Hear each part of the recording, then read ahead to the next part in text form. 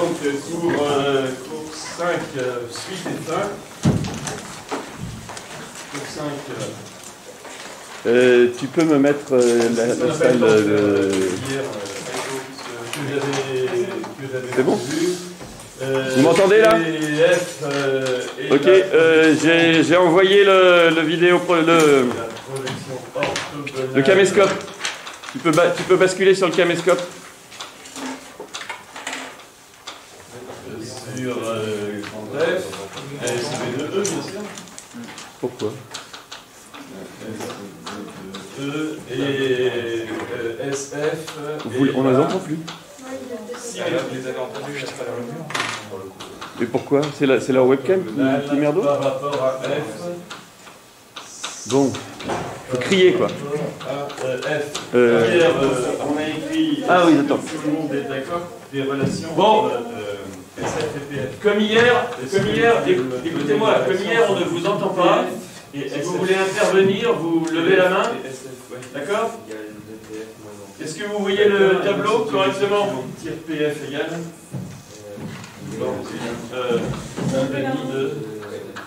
Comment il fait plus? Il n'y a pas un signe pour dire oui ou non? Identité. Bien sûr, ici, identité, désigne. Pour dire oui, ça. Pour dire non, dans le tableau. Bon, faites ça si vous voyez, si vous me voyez. Noyau. Et bon, alors on est parti. On poursuit le F.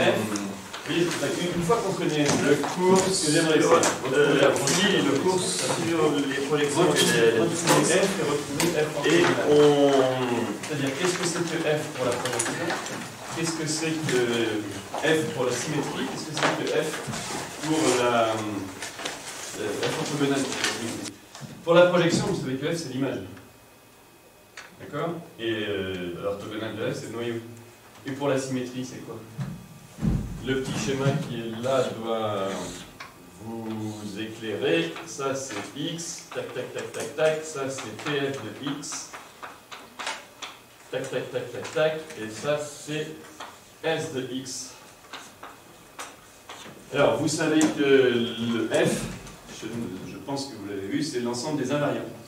Autrement dit, c'est le noyau de SF moins identité, c'est-à-dire l'ensemble des X appartenant à eux qui sont laissés invariants par SF. Il est toujours bon quand on a l'application de retrouver, parce que des fois, je vais vous l'expliquer juste tout à l'heure, on vous dit montrez que quelque chose est une symétrie, montrez que cette symétrie est orthogonale, après il faut savoir par rapport à quoi on fait la symétrie. Alors ce qu'il faut chercher, c'est les invariants. Dans ces cas-là, qu'est-ce que c'est que le F orthogonal? Donc, ce par rapport à quoi on fait la symétrie, hein, parallèlement à quoi on fait la symétrie. Ici j'ai F, ici j'ai F orthogonal. Bon, je pense que vous l'avez compris, c'est quoi? Les éléments de F orthogonal sont caractérisés par le fait qu'ils sont envoyés sur la... C'est comme toutes les symétries, hein, sur leur opposé. Donc, est-ce que tout le monde comprend par contre l'égalité qui est là, hein? X appartenant à E, bon, tel que SF de X égale moins X, ça, c'est la définition du noyau, hein. Être dans le noyau, ça veut dire vérifier SF de X plus X égale 0. Donc, SF de X égale moins X. C'est bon ça ou pas? Pourquoi c'est le noyau? Voilà, c'est ça que je viens de t'expliquer. C'est que X appartient, je prends le premier si tu veux, le noyau de SF moins identité, ça sera la même chose pour le SF, pour l'orthogonale de F, ça c'est si et seulement si. Au moment de l'application de SF moins identité à X, tu trouves le vecteur nu. Oui, mais pourquoi il faut que ce soit le noyau pour que ce soit F? Mais parce que c'est ça qui caractérise l'idée que je veux mettre en place ici. c'est de dire que une fois que tu connais la symétrie, tu peux reconstruire le sous-espace par rapport auquel tu fais la symétrie. Donc ce que je voulais, moi, c'est F donné à partir de SF. Alors pourquoi un noyau de SF en identité? Parce qu'on sait que, comme pour toutes les symétries, l'endroit, le sous-espace vectoriel par rapport auquel on fait une symétrie, c'est les invariants. Et la façon la plus simple d'écrire un invariant, c'est noyau de application non identité. Pourquoi? À cause de ce que j'écris ici. Un vecteur x dans le noyau de SF non identité, si et seulement si, c'est la définition, hein, être dans le noyau d'une application linéaire, c'est avoir 0 comme image par cette application linéaire. Et avoir 0 par l'application SF non identité, c'est vérifier SF de x moins x égale 0. Et c'est donc vérifier SF de x égale x. Clair? Alors, ça se rappelle de plus,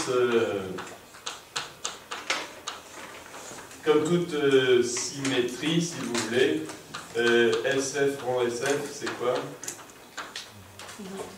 C'est l'identité de E. Donc SF est un automorphisme, puisqu'elle a une réciproque qui est elle-même. D'accord? Donc, vous voyez que par rapport au projecteur, c'est différent. Le noyau d'un projecteur, c'est ce par rapport à quoi on projette. L'image d'un projecteur, c'est ce sur quoi on projette. Le noyau d'une symétrie, c'est quoi? C'est quoi le noyau de SF? Non? On vient de dire que c'était une bijection. Si c'est une bijection, elle est injective, donc son noyau, c'est 0. Et c'est quoi son image?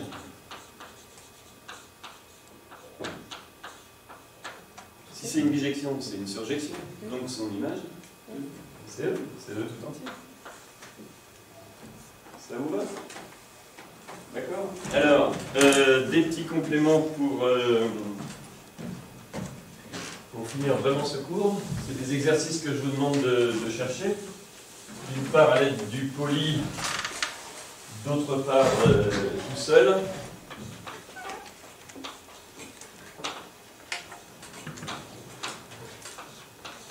Complément, c'est des caractérisations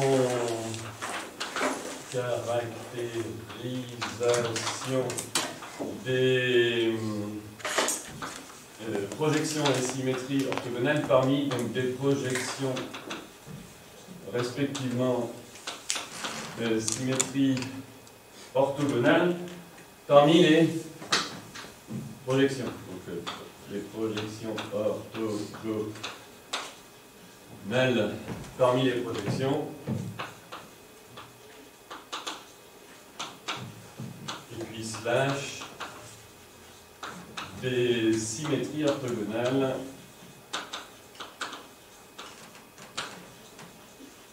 parmi les symétries.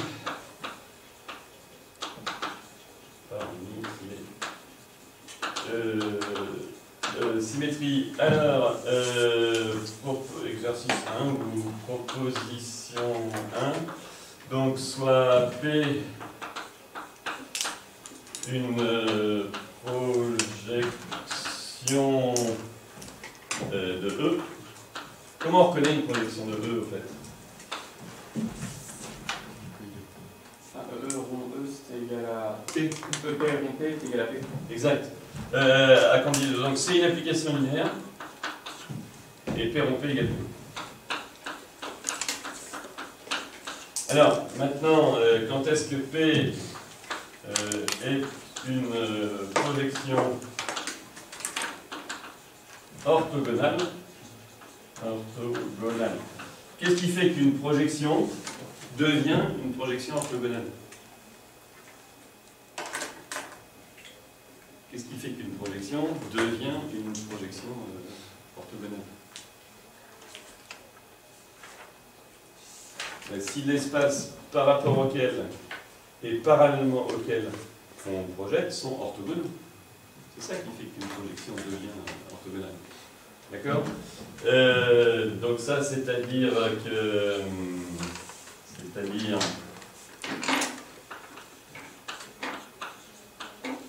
que f égale, alors rappelez-moi f par rapport à la projection.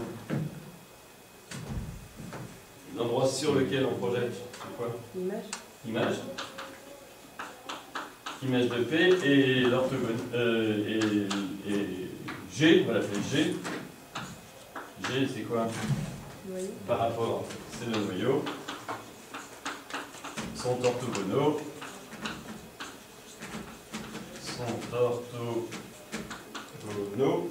Alors, il y en a deux des caractérisations, si et seulement si. Alors, une, c'est quel que soit x, virgule y, quel que soit le couple xy appartenant à E carré, si on fait le produit de P de x avec y quand on produit scalaire, bien sûr, on trouve le même résultat que x scalaire P de y. L'année prochaine, vous direz que P est un endomorphisme symétrique. Et puis, il y en a une deuxième, qui est dans le poli, cette fois, voir le poli. Quel que soit x appartenant à E, la norme de P de x est inférieure ou égale à la norme de x. Alors, pour ce dernier point, c'est marqué, c'est dans le poli.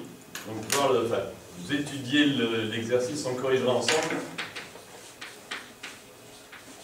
Voir le poli, et le premier point, c'est un exercice, hein, preuve de 1, exercice. Alors, je reprends mon petit code couleur, les propositions en rouge. Tac. Bon, je vous ai dit, preuve notamment de 1, preuve avec un S, de 1 tout seul, de 2 avec l'aide de poli, exercice que l'on fera ensemble.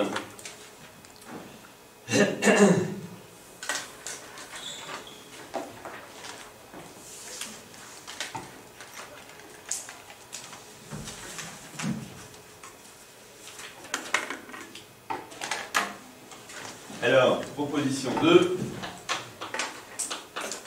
Caractérisation des symétries cette fois. Alors j'appelle S, soit S une symétrie de Comte.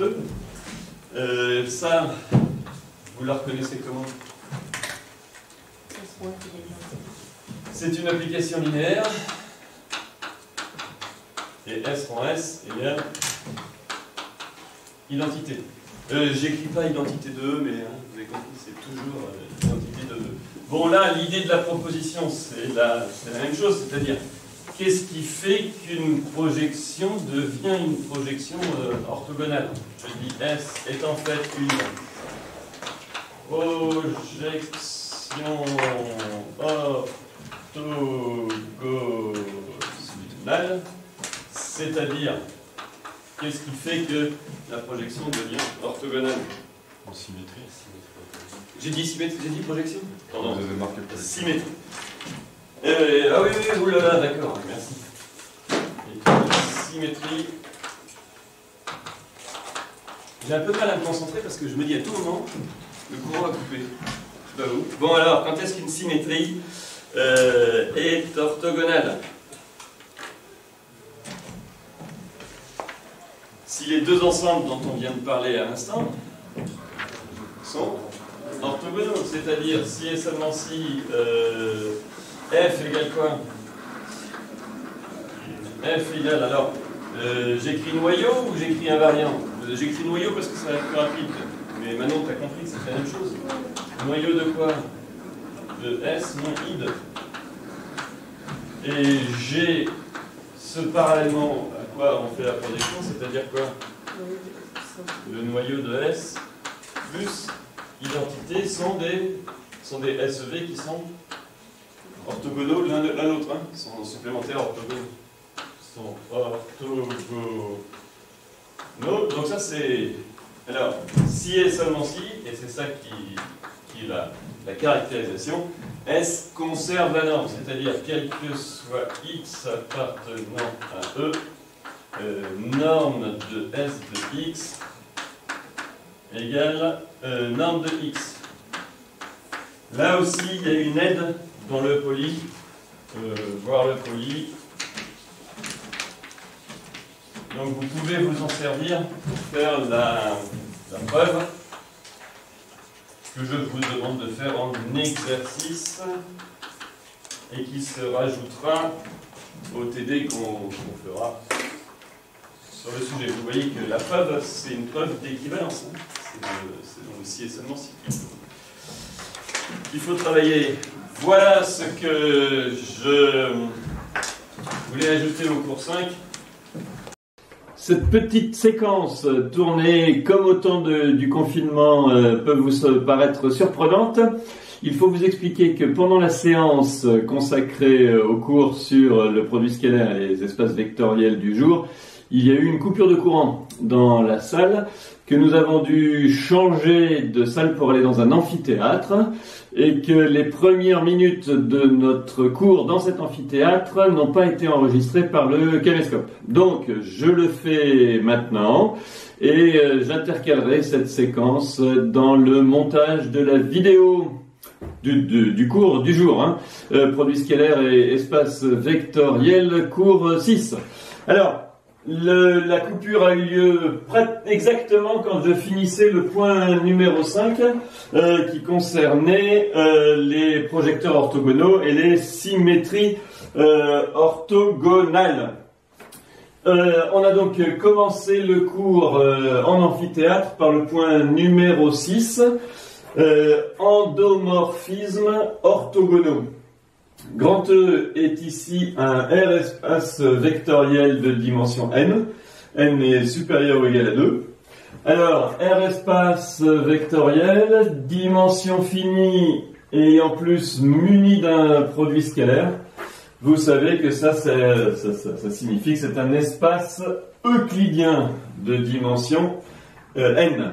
On note crochet le produit scalaire ici considéré, et double barre, la norme associée à ce produit scalaire. Alors, on va définir et étudier dans la suite de la vidéo les endomorphismes, donc les applications linéaires de E dans E, qu'on nomme orthogonaux, qui sont définis par une propriété particulière. Alors, on peut choisir celle-ci, soit la conservation du produit scalaire, soit la conservation de la norme.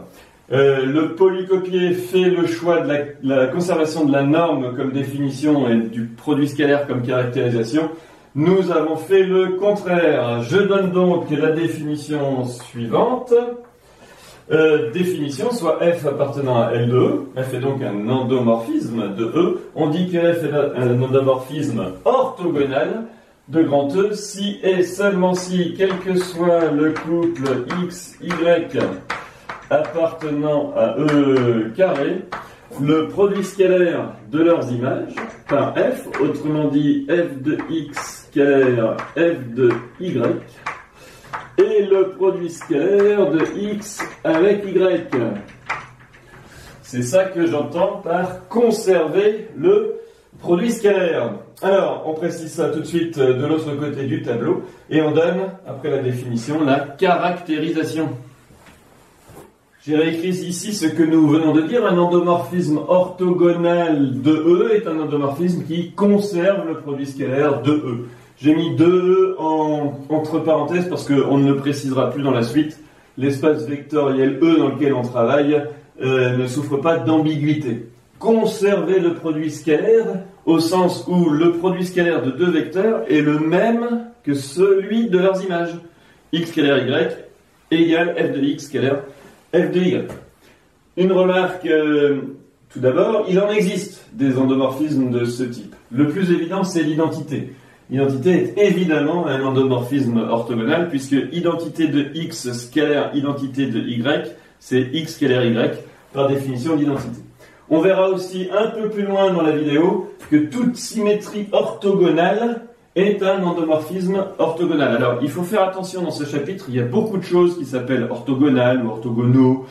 Là, on parle d'endomorphisme au sens orthogonal, de symétrie orthogonale. Là, c'est quand l'espace par rapport auquel et parallèlement auquel on fait la symétrie sont orthogonaux, au sens où les vecteurs de l'un sont orthogonaux aux vecteurs de l'autre. Alors, donnons après la définition la caractérisation. Soit f appartenant à L de E, f est un endomorphisme orthogonal, au sens de la définition, si et seulement si, en fait, f conserve la norme, c'est-à-dire si et seulement si, pour tout x appartenant à E, la norme de f de x égale la norme de x. Il faut donc dans la preuve montrer que f conserve le produit scalaire, si et seulement si, f conserve la norme. Dans un premier point, on suppose que f conserve le produit scalaire. Et on va essayer de montrer que pour x appartenant à E, la norme de f de x, c'est la norme de x. Alors, comme souvent, il est plus facile de travailler sur la norme au carré que sur la norme.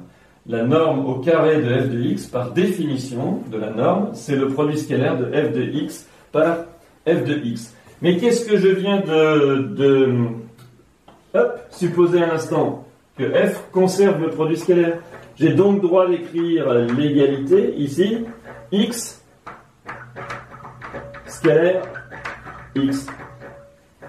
Et c'est là que reprend la vidéo que nous avons tournée dans l'amphithéâtre et que je vous laisse regarder, mais je pense que vous avez compris la suite. Ça, c'est norme de x au carré. On a donc norme de f de x au carré égale norme de x au carré, puis norme de f de x égale norme de x. Attention, la preuve n'est pas finie, il faut faire la réciproque, mais cette fois, je vous la laisse regarder dans les conditions du direct.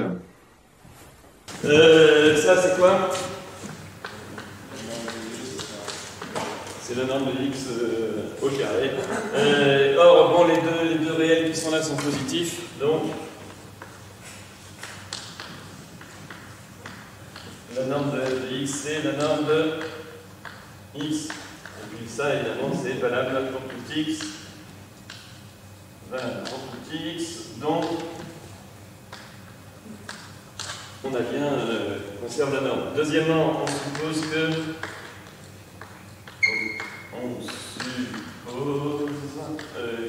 petit f conserve la norme. Hop. Ça sera notre hypothèse ici. Donc on aura le droit à des égalités du genre norme de f de quelque chose égale norme de la chose en question. Qu'est-ce qu'il s'agit de faire? On va montrer que ça conserve le produit scalaire. Donc on prend deux vecteurs pour x virgule y appartenant à E carré. On va calculer f de x scalaire f de y. Alors, là, je vous demande de fouiller dans votre mémoire. Est-ce que vous vous souvenez qu'on peut exprimer le produit scalaire à l'aide de la norme? On appelle ça une identité de polarisation.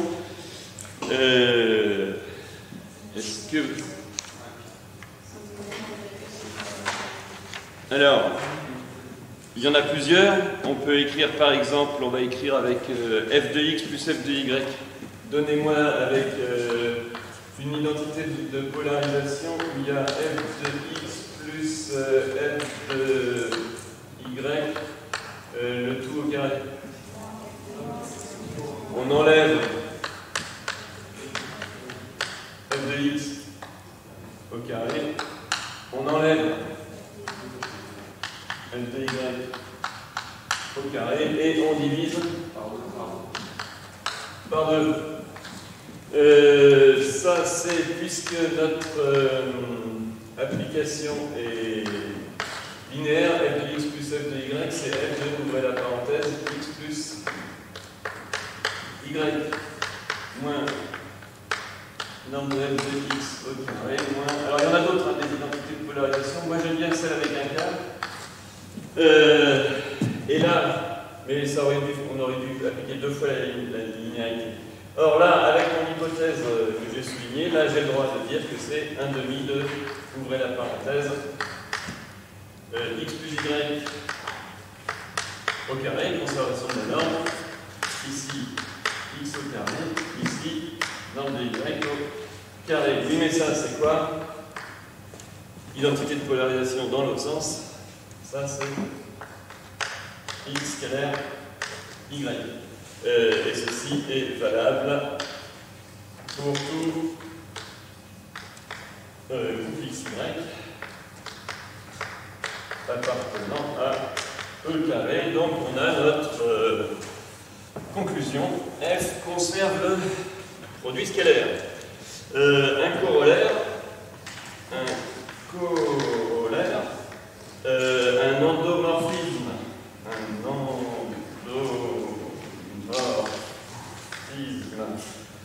orthogonal de grand E est un automorphisme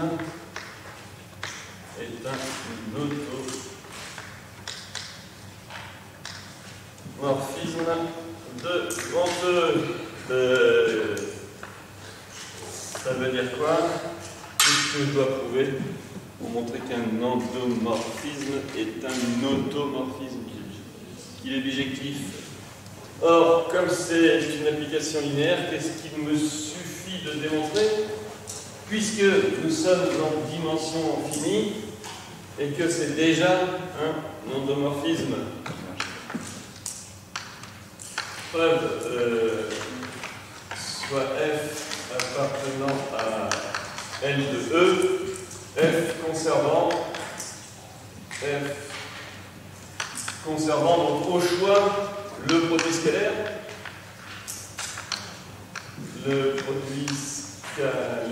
et la norme. Et où la norme, hein, vous avez compris, si il conserve l'un, il conserve l'autre, et en fait, il conserve les deux. Vous voyez que c'est un endomorphisme, donc il suffit d'un espace vectoriel de dimension finie, hein, E et de dimension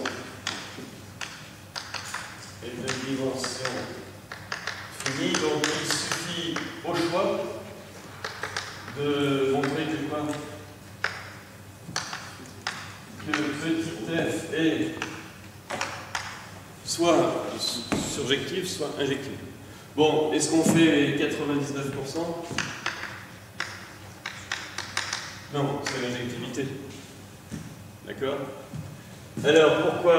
C'est-à-dire, et on va montrer qu'on montre tout simplement que le noyau de F est réduit au singleton 0. Or, pour X, ça c'est ce qu'on fait, 2 points.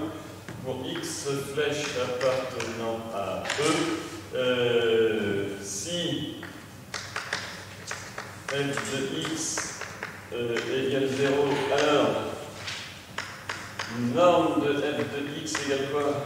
La norme du vecteur nul, c'est 0.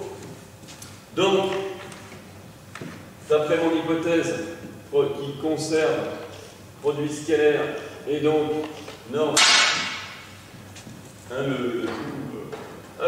conserve la norme, donc la norme de X égale 0, et donc, alors, une des propriétés fondamentales de la norme, hein, c'est que si la norme de X est nulle, X est nul. Et donc, X égale 0. Bon, ça permet de conclure, c'est fini, les endomorphismes orthogonaux sont des automorphismes. Bon, ceci assure que... Je reprends un peu lentement hein, ce genre de raisonnement. À ce stade de l'année, on peut les... Bon, là, ce qu'on a montré, en toute rigueur, c'est uniquement ça. À ce stade de l'année, je pense qu'il est inutile que je vous rappelle que l'inclusion réciproque est vraie, et donc... D'accord?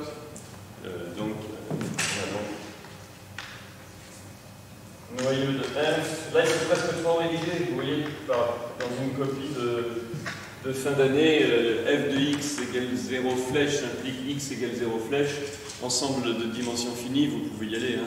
C'est un automorphisme. Donc les endomorphismes orthogonaux sont des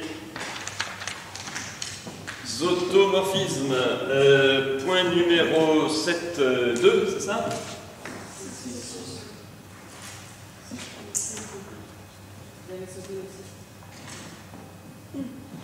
Mais le cours d'avant, j'écrivais pas des...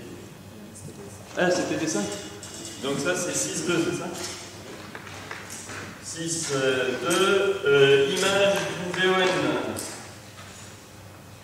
Image d'une BON. Bon, sous-entendu par un automorphisme orthogonal. Hop, image d'une BON. Alors, là aussi, il s'agit d'une caractérisation. J'annonce sous forme de proposition. Un endomorphisme est orthogonal si et seulement si l'image de toute BON est une BON. Proposition. On prend soit F dans linéaire de E et on prend bêta égale E1, E2, EN, une BON. BON veut dire, j'écris en toutes lettres, base orthogonale de grand E. Je dis que F est un endomorphisme orthogonal et désormais on peut dire automorphisme orthogonal si et seulement si l'image qu'il donne de la base, on va appeler ça f de bêta, c'est-à-dire la famille formée des vecteurs f2.1, f2.2 jusqu'à f2.en est encore une BON de grand E. Autrement dit, on dispose finalement d'une autre caractérisation des endomorphismes ou orthomorphismes orthogonaux, c'est le fait qu'ils conservent les BON. Faisons la preuve. Bon, c'est une preuve ainsi et seulement si, donc il faut toujours le faire en 2 points. Premièrement, on suppose que petit f est... Alors, à partir de ce moment-là, j'arrête de dire endomorphisme ou automorphisme. Je dis juste orthogonal. Le fait que f soit dans F2, vous dit que c'est pas une symétrie, vous dit que c'est pas un... Vous voyez ce que je veux dire? Parce qu'il y a un problème, c'est que les projections orthogonales ne sont pas des endomorphismes orthogonaux. Est-ce que vous pouvez m'expliquer pourquoi?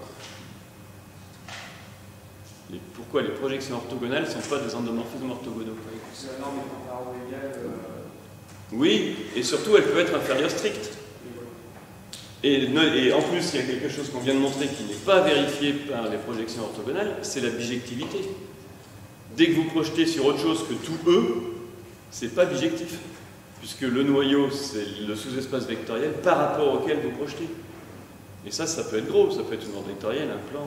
Donc c'est pas du tout, les projections orthogonales ne sont pas des endomorphismes orthogonaux.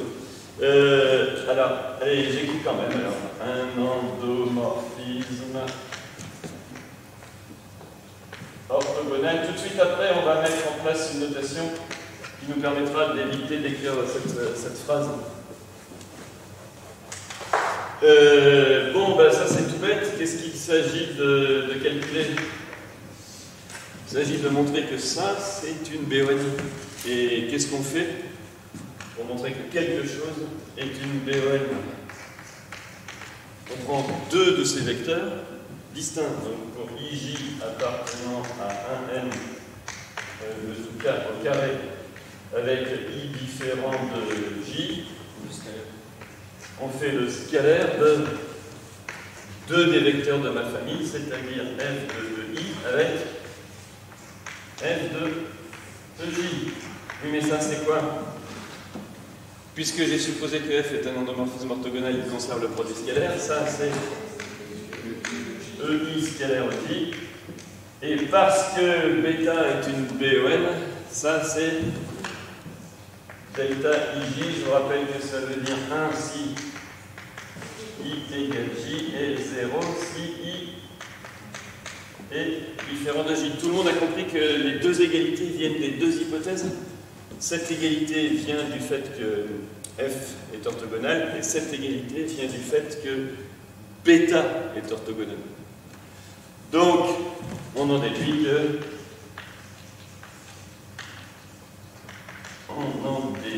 que f de bêta est une BOM. Ça vous va?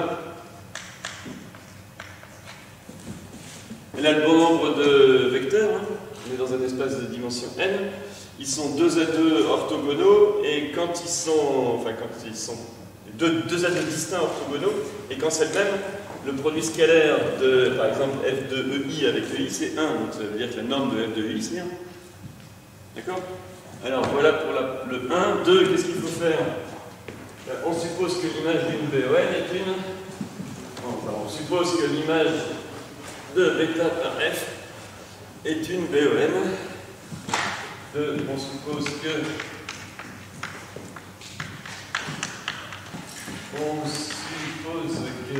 l'image de notre BOM est elle aussi une BOM de grand E. Qu'est-ce qu'on utilise? Enfin, qu'est-ce qu'il faut faire? Quelle est votre stratégie?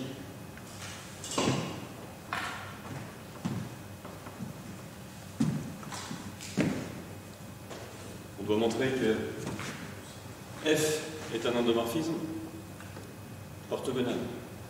Donc, on doit calculer le produit scalaire de deux vecteurs. D'accord? Donc, soit quoi et quoi?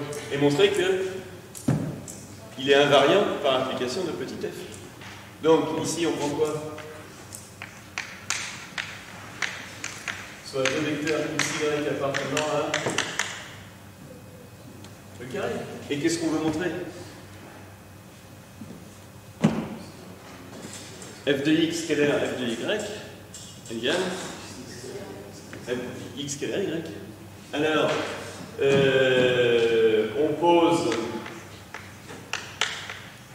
on va décomposer ça sur notre BON. Hein. Dès qu'on a une BON, on peut décomposer x. Donc on va écrire ça, somme pour i égale 1 jusqu'à n des x i. Et y fait égale somme pour j égale 1 jusqu'à n des yj ej. Comme bêta égale 1 jusqu'à n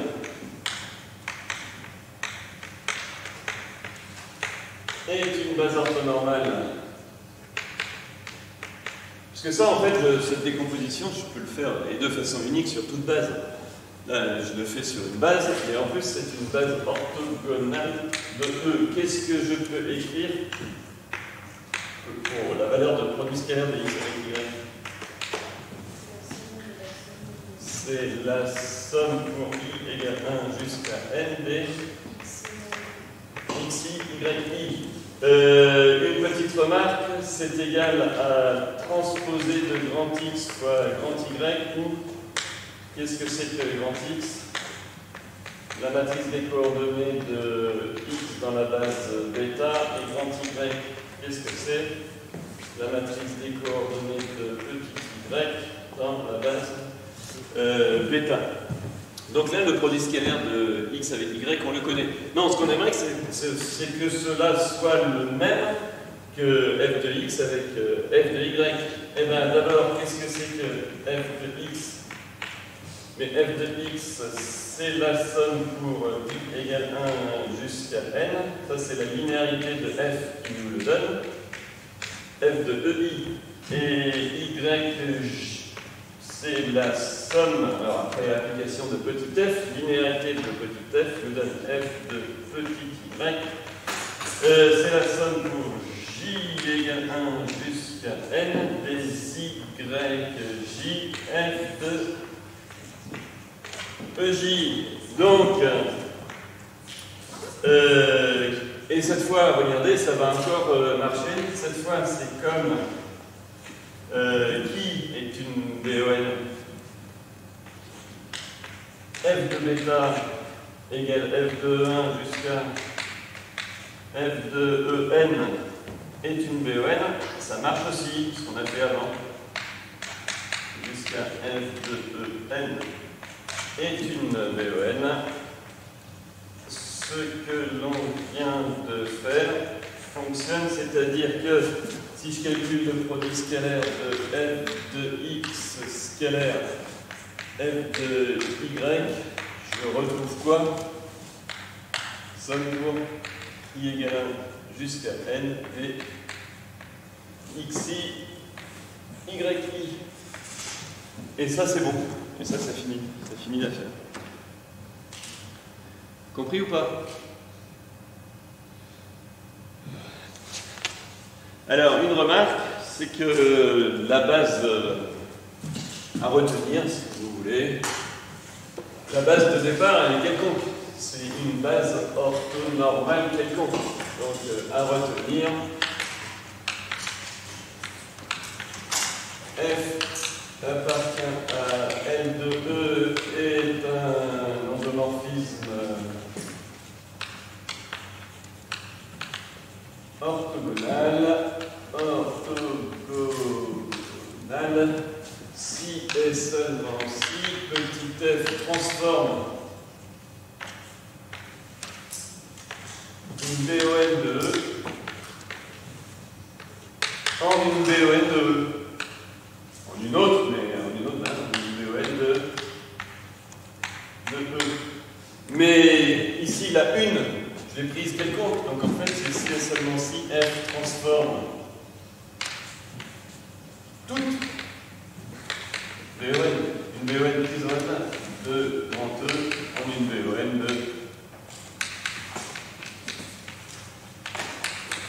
de grand E.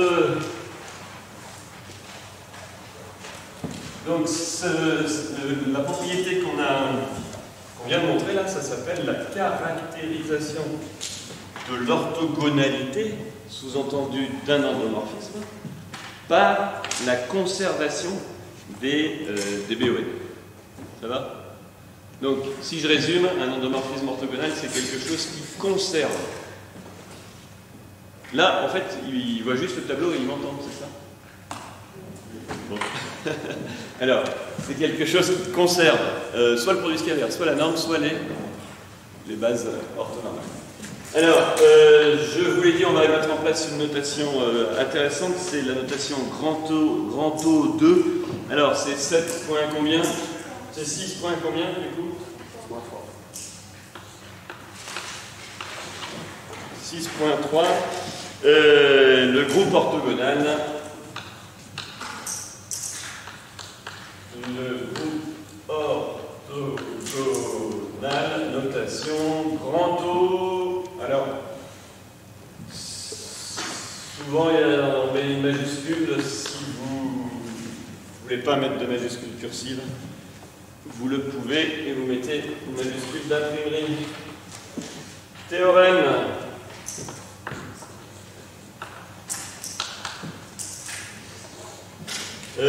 L'ensemble des endomorphismes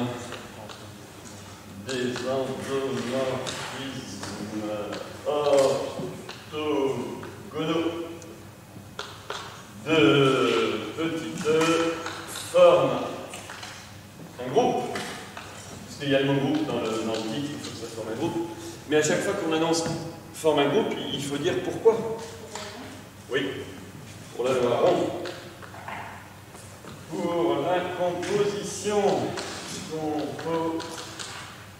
Composition.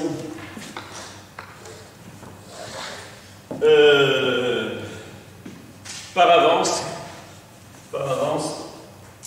Bon, on notera grand taux de E, l'ensemble des endomorphismes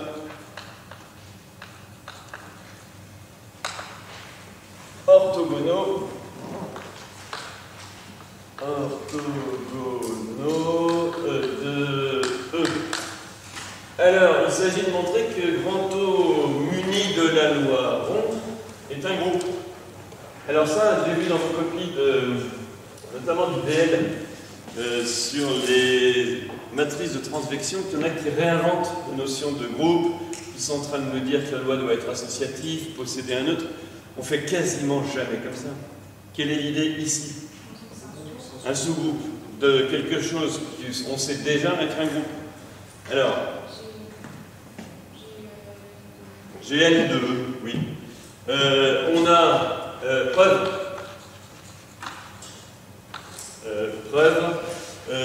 Grand taux de E est inclus dans GL de E. En effet, rappel, c'est quoi GL de E?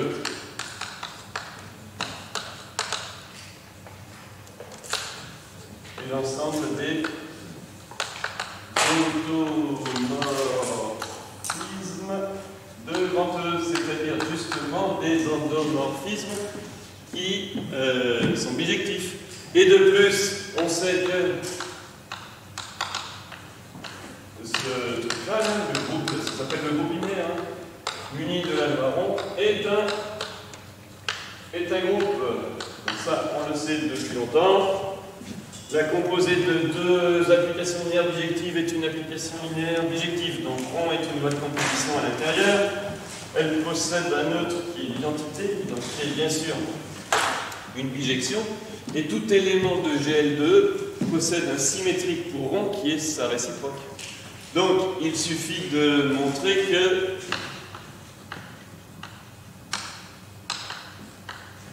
grand O de E est un sous-groupe. De ce groupe. Bon, d'abord, il n'est pas vide. Alors ça, peut-être que j'aurais pu le dire depuis le début, quand même.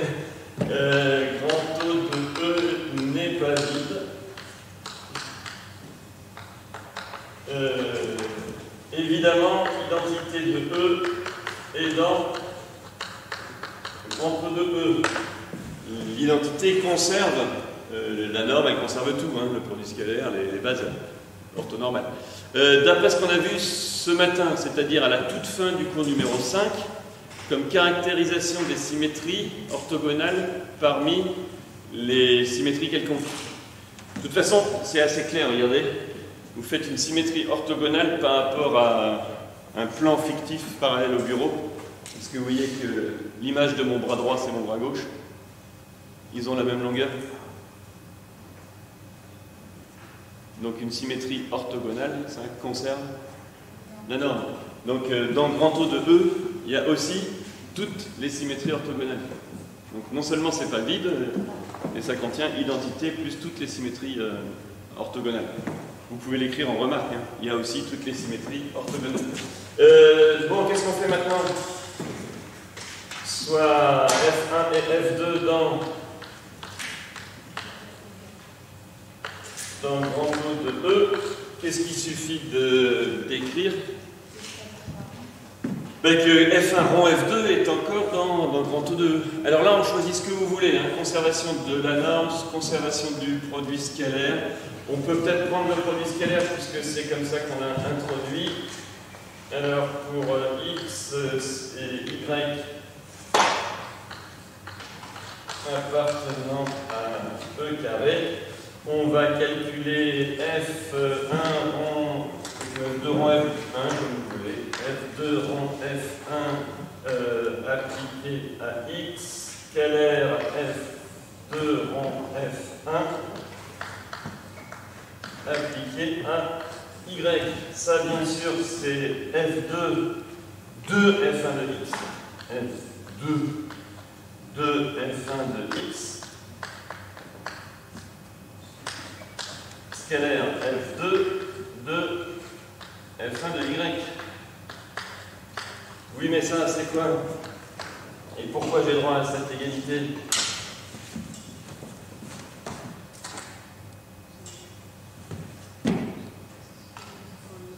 F2 est orthogonal, donc, définition, conserve le produit scalaire. Donc ça, c'est produit scalaire de F1 de X avec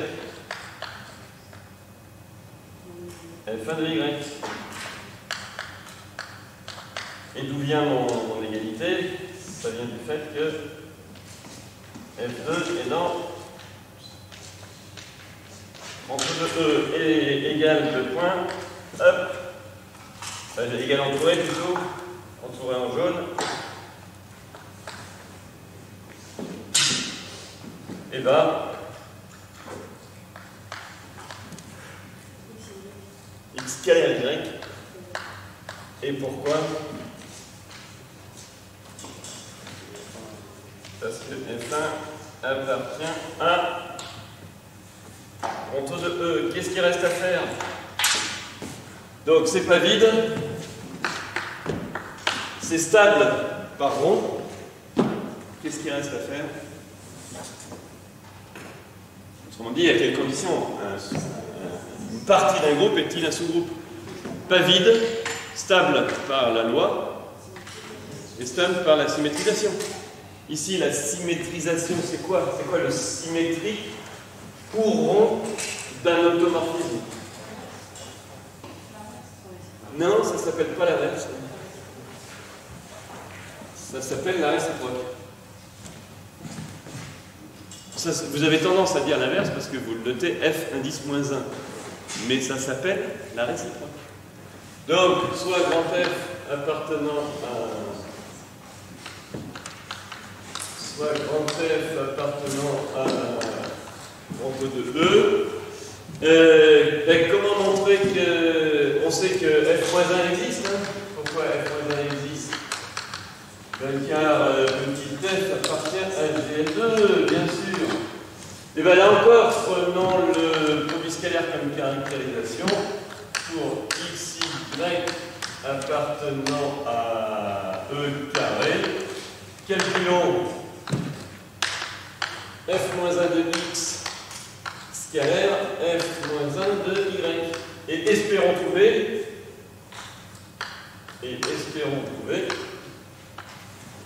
x scalaire y. Manon. Oui. Qu'est-ce que je fais? Où Eva? Ah mais parce que tout à l'heure tu as eu la bonne idée. Là j'espère trouver x scalaire y.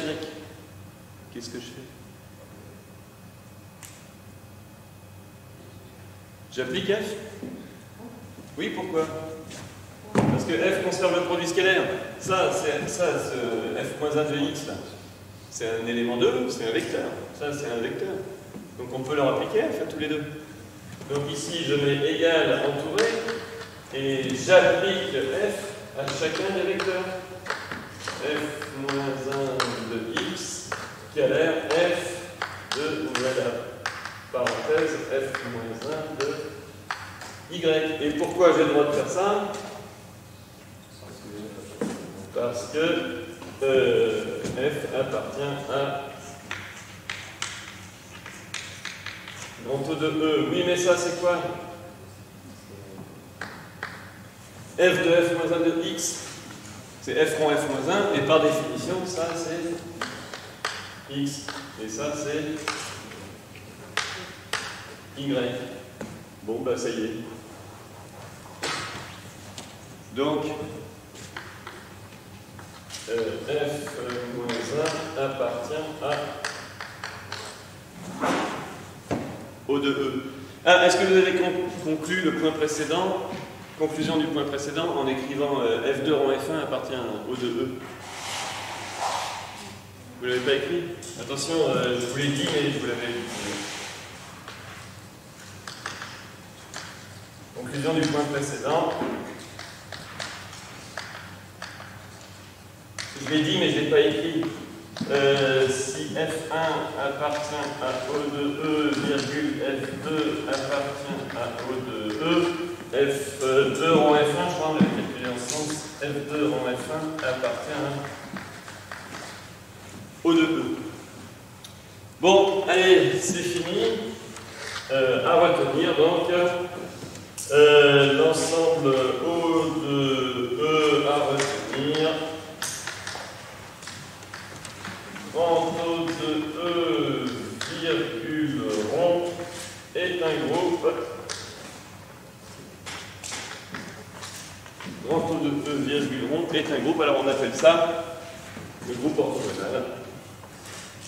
Grand O de E, virgule rond. Vous avez pris la conclusion cette fois-ci? Vous l'avez écrit? F2 rond F1. Alors, on l'appelle le groupe orthogonal. On l'appelle le groupe orthogonal de grand O. Une petite remarque, c'est qu'il y a de nombreuses façons d'écrire grand O de E. Mais c'est un ensemble. La première façon, vu notre définition, c'est F appartient à L de E, tel que slash.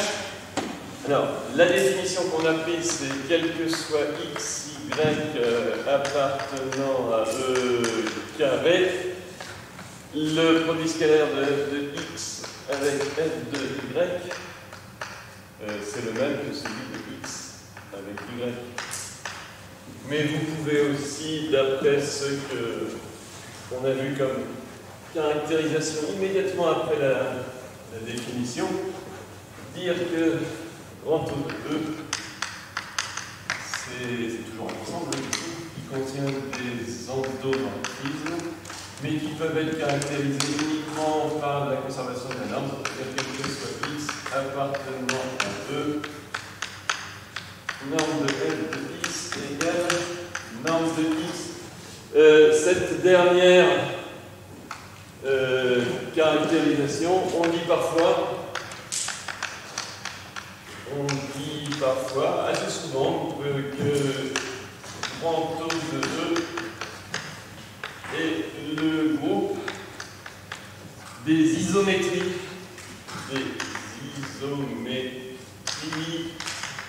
Vectorielles. Des isométries vectorielles de grand E. Et même parfois, on enlève le mot vectoriel. Est-ce que vous voyez qu'au moment où j'ai voulu vous expliquer avec les mains que les symétries orthogonales étaient des endomorphismes orthogonaux, c'est ça que j'ai utilisé. C'est le fait que ça conserve la longueur. Je vous ai dit, mon bras gauche et mon bras droit ont la même longueur. D'accord ? Donc les endomorphismes orthogonaux sont des... Oui. La quoi ? Ah, vous ne connaissez pas le mot isométrie? C'est un terme de vocabulaire qui était employé dans le secondaire avant, qui veut dire que iso, même, mètre, longueur. Même longueur. C'est les transformations du plan qui conservent la longueur. Typiquement, enfin, je ne sais pas si vous avez fait un tout petit peu de géométrie.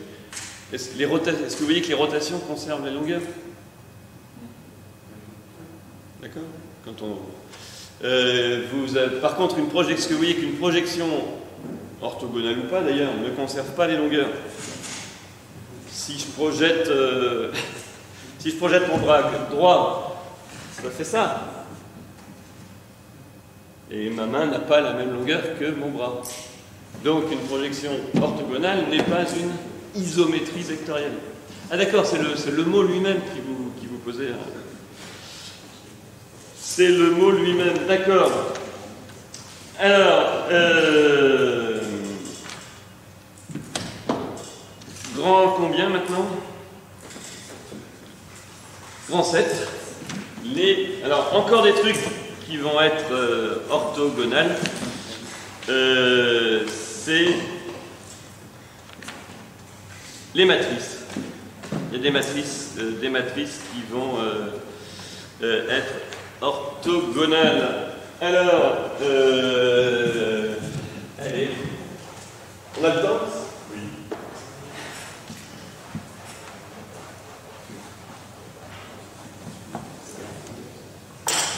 En 7.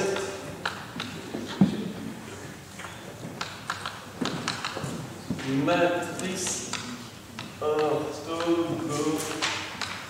Alors, ça fait beaucoup, hein, je vous l'accorde, de trucs qui peuvent être orthogonaux ou pas. Mais à chaque fois, le sens est différent. Hein. Pour des vecteurs, il s'agit d'un vecteur de produit scalaire soit nul. Pour un endomorphisme, il s'agit qu'il projette, qu'il conserve le produit scalaire ou la norme. Pour une matrice, la définition, c'est que sa transposée, ça soit son identité. Allez, écrivez-moi ça. Définition, soit... C'est une première propriété. Et première propriété. Allez, définition. Soit A, une matrice qui est carrée avec le NN, un coefficient dans R. Ça va pour tout le monde, cette notation? A est une matrice carrée, un coefficient NN, une dimension NN, un coefficient dans R. Je garde N, mon entier, supérieur ou égal à 2 de tout à l'heure. On dit que A est une matrice pour l'instant. Je le répéterai, est une matrice orthogonale.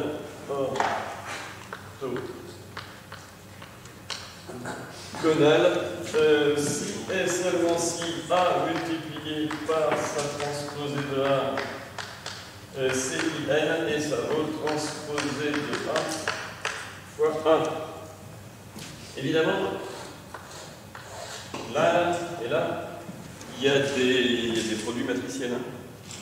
D'accord? Est-ce que vous voyez que l'une seule des deux conditions est nécessaire? Parce qu'ici, quand on dit si et seulement si et qu'on écrit deux égalités, on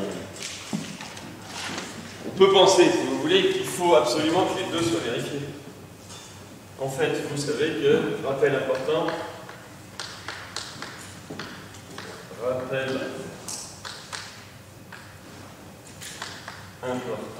si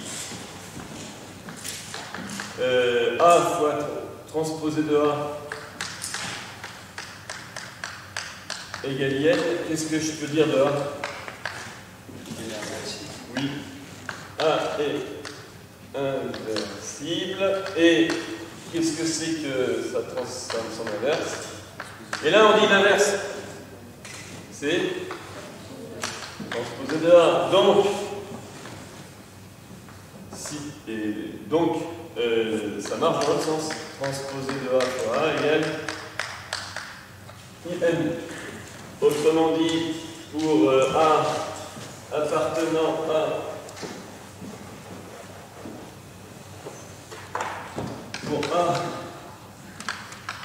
appartenant à Mn de R, A est orthogonal.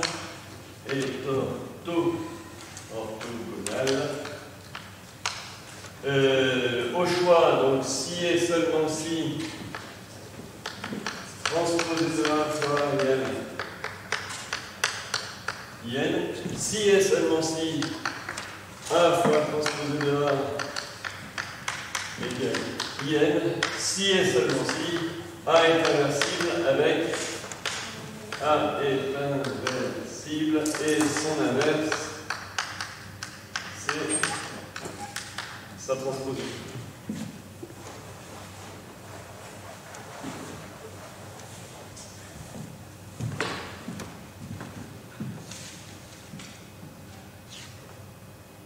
Alors, on note, là encore, il y a une notation qui va bien ensemble. Dès qu'on crée quelque chose, on l'unifie dans un paquet et on lui donne un nom. On note. Alors, c'est grand O n de R, O pour orthogonal, petit n avec grand O n de R, l'ensemble des matrices orthogonales de n de R. Alors, à votre avis, cet ensemble a quelle propriété? Pour quelle loi? Fois proposition. Alors là, tu m'as donné la loi, mais pas la propriété. Grand O n de R est un groupe. Est un groupe. Pourquoi? Allez, faites-moi la preuve. Alors, vous voyez qu'on a fait un petit décalage de perspective. Jusqu'à présent, on parlait d'endomorphisme, d'un espace vectoriel euclidien. Tout à coup, on se débarrasse de l'espace vectoriel euclidien, on ne parle plus de E et on parle de matrice carrée. Donc il faudra absolument faire un lien. Si je vous parle de matrices qui ont la propriété d'orthogonalité au sens de elle est inversible et son inverse c'est sa transposée, c'est qu'évidemment il y a un lien avec les endomorphismes orthogonaux, qu'on verra dans le théorème juste après. Bon, je vous le dis tout de suite. Les matrices, un endomorphisme est orthogonal si et seulement si sa matrice dans une BON est une matrice orthogonale. D'accord? Ça sera le point 2. Montrez-moi d'abord que grand ON de R est un groupe pour fois avec une stratégie pas trop bête, pas trop. Preuve, c'est un sous-groupe de. Eh oui, preuve. C'est un sous-groupe. Alors de quoi? Attention. GLN de R. Pour quelle loi? Bien sûr quoi? Allez, c'est parti.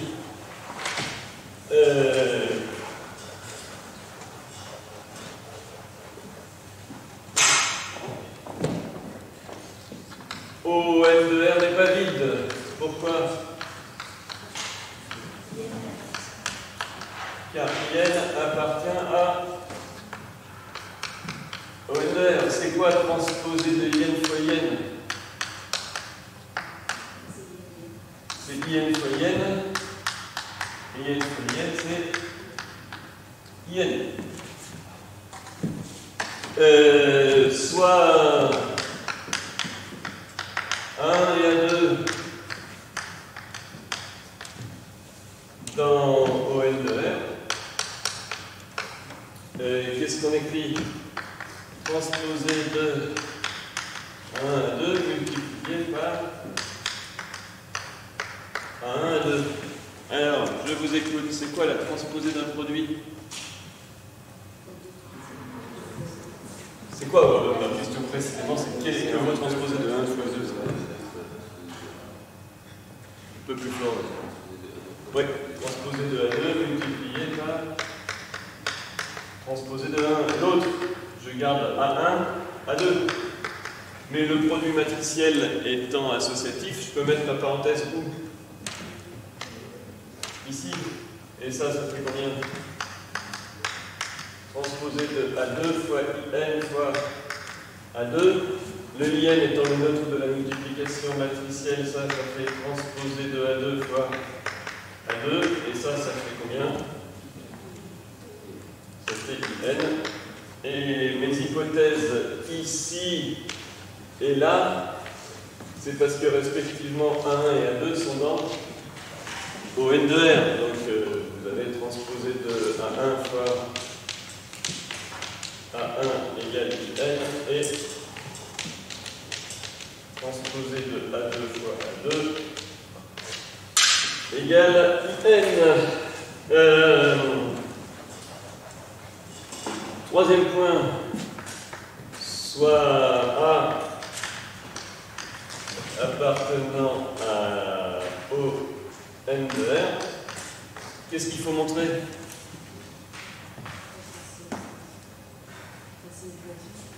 Oui, mais cette fois c'est par choix, donc que son inverse est encore dans O N de R. Mais son inverse, on sait très bien ce que c'est quoi? C'est transposé. Or, il est clair que transposé de A fois A égale IN assure que transposé de A appartient à au N de R.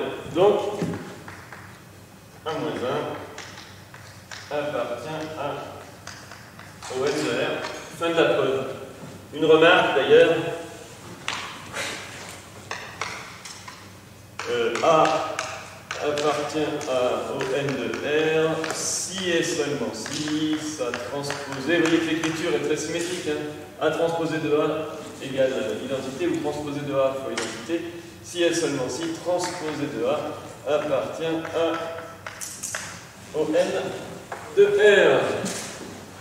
Alors, c'est là quand même qu'il faut faire un lien. Sinon, la notion de matrice orthogonale perd un peu son sens. C'est 8 combien? 7,2. 7,2.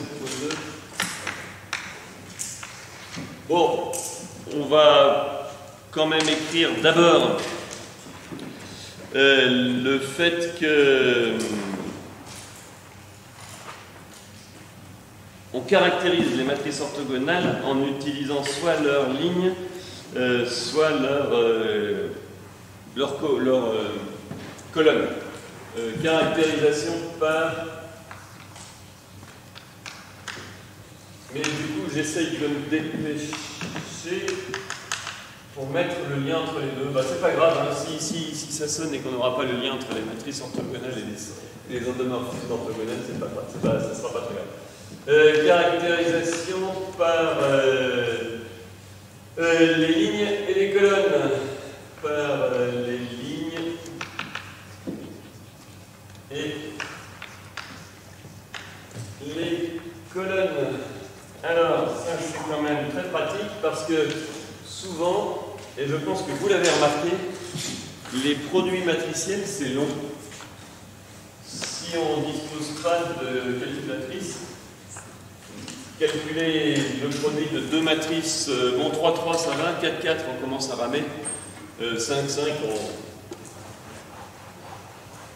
on arrête en général au milieu et on demande à sa calculatrice un Python ou un calculateur en ligne.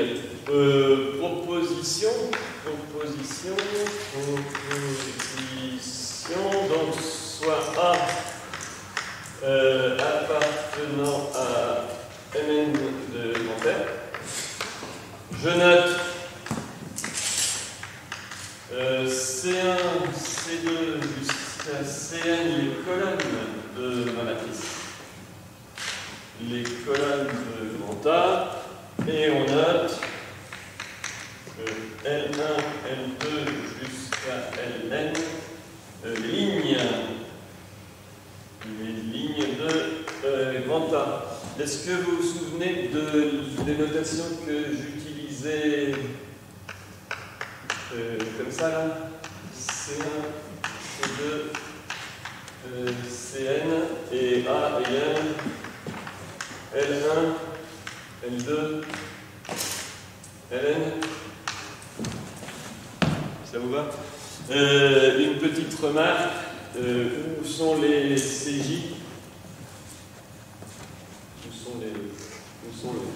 Quel est l'ensemble des CJ? Remarque, pour J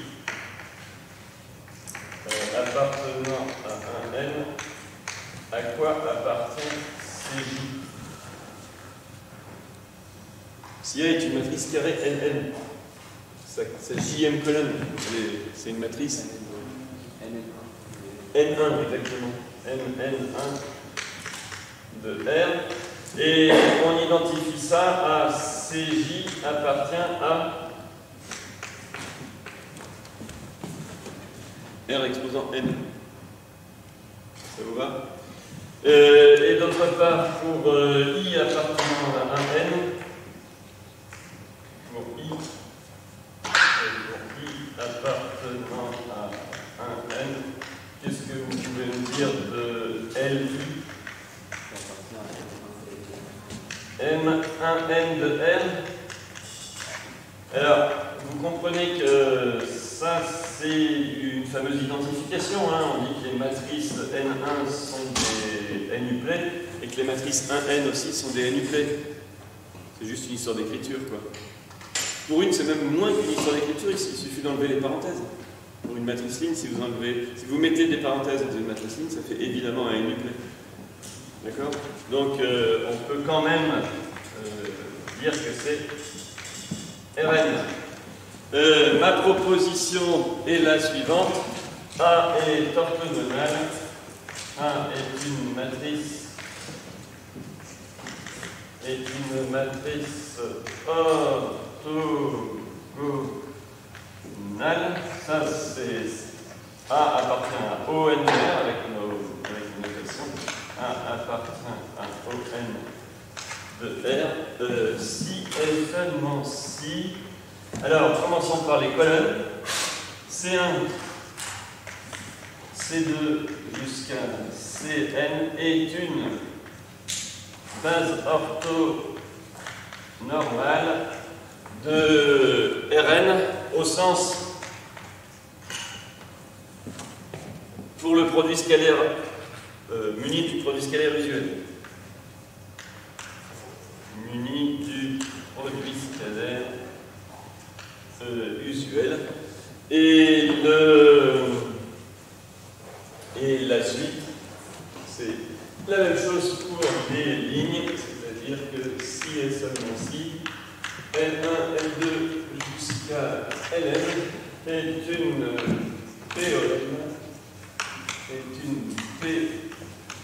PON de Rn. Alors là, en fait, j'aurais dû écrire M1N et là MN1. Mais vu mon identification, il vaut mieux l'écrire comme ça pour muni du produit scalaire usuel. Muni du produit scalaire usuel. Muni du PS usuel. Alors, faisons la preuve. La preuve de ça. En se souvenant de ce qu'il faut prouver quand même. Hein. Il s'agit de montrer que quoi? 2 points. Alors, est-ce que vous comprenez que le passage des colonnes aux lignes, alors là je l'ai fait plein de fois dans les vidéos, c'est la transposée. Qui transforme les colonnes en lignes, c'est la transposée. Donc regardez, si ça marche pour les colonnes, ça marchera pour les lignes, parce que la transposée d'une matrice orthogonale est elle-même orthogonale. Ma propriété précédente disant qu'une matrice est orthogonale si et seulement si sa transposée l'est, assure que si ça marche pour les colonnes, ça marchera pour les lignes. Tout le monde le comprend? Bon, il va être 10 heures, donc j'aurai pas le temps sans doute de finir la preuve, mais dites-moi quand même en quoi elle doit consister. Qu'est-ce que je dois montrer? Qu'est-ce que je dois montrer? Il s'agit de voir quoi? Il s'agit de montrer que quoi? A appartient à ONR, si et seulement si, quoi. Parlant colonne, donc. La famille C1, C2, Cn. Alors j'écris comme ça, C1, C2, Cn vérifie quoi? Vérifie deux points. C'est une base orthonormale de Rn pour le produit scalaire usuel. Ça veut dire quoi? Quel que soit le couple IJ appartenant à un N, le produit scalaire de CI avec CJ, et c'est là la question, c'est quoi le produit scalaire usuel? Non, ça c'est le produit scalaire usuel pour les matrices carrées.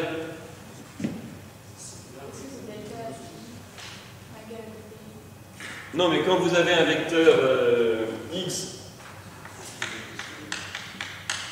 appartenant à Rn, x c'est x1, x2 comme ça.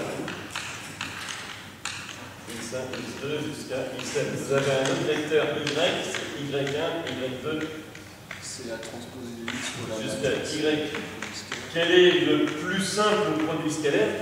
On appelle ça le produit scalaire usuel ou le produit scalaire canonique. Quel est le plus simple produit scalaire mis en place sur Rn? Transposé de x fois x. Y.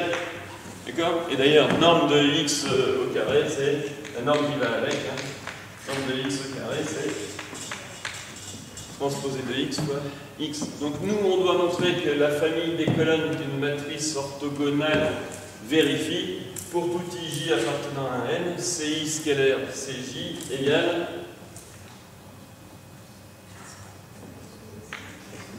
non, mais ça c'est vrai, mais c'est parce que c'est le produit scalaire qu'on a choisi, mais ça ne caractérise pas le fait que ça forme une famille orthonormale. Ça doit être 1 si I égale J, ça doit être 0 si I est différent de J, c'est-à-dire que ça doit être delta IJ. Et maintenant donc, puisque vous avez identifié le produit scalaire, il s'agit de montrer donc que transposer CI fois CJ égale delta IJ. Donc, ce qu'il faut, alors on va devoir arrêter, mais exercice pour le cours d'après, avec les exercices que j'ai rappelés en début de cours, d'accord? Avec les exercices que j'ai rappelés en début de cours, montrer que si une matrice est orthogonale, ça c'est vrai, et réciproquement, montrer que si ça c'est vrai, alors la matrice est orthogonale.